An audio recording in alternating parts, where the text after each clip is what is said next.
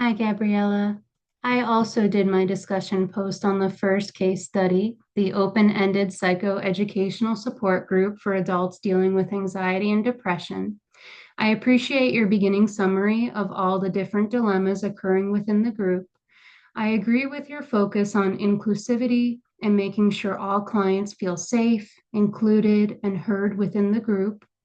I also picked ACA Ethical Code A9B, protecting clients, because it is the counselor's job to take reasonable precautions to protect clients from physical, emotional, and/or psychological trauma.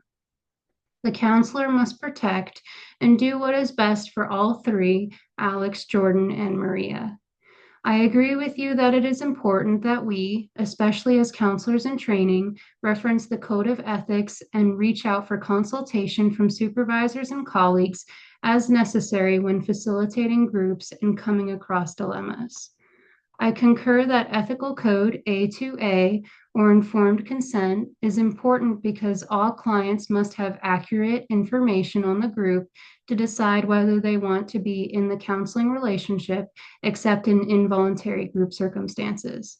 However, even in those cases, having informed consent can help make their involuntary involvement more voluntary. I agree that the signed informed consent should not just include the group rules and guidelines, but also have the client acknowledge the possible emotional consequences of sharing their personal experiences. I like how you would mitigate this situation by not only getting the informed consent of new clients, but also by having a first day orientation so that they really know what the expectations are and become aware of the group structure. I agree that this would have helped Alex be less overwhelmed if he was more aware of the potential depth of the group discussion. This way, Alex would not have been so caught off guard when Jordan shared so deeply. This is why I also mentioned in my discussion post the ethical dilemma of not incorporating ethical code A9A or a screening process to make sure that the client is informed and would benefit from the group, and how this can be challenging with open groups. I also like how you touched on the importance of ethical code A1A, or the primary responsibility of the counselor to respect the dignity and promote the welfare of clients.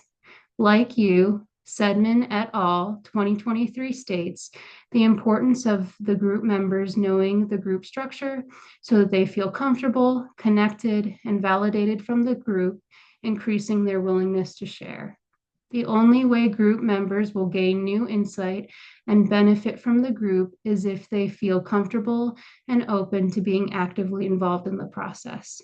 Therefore, I agree with you that informed consent and knowing what to expect one-on-one and then as a group in the beginning of the first session is the first step before any gains can be made.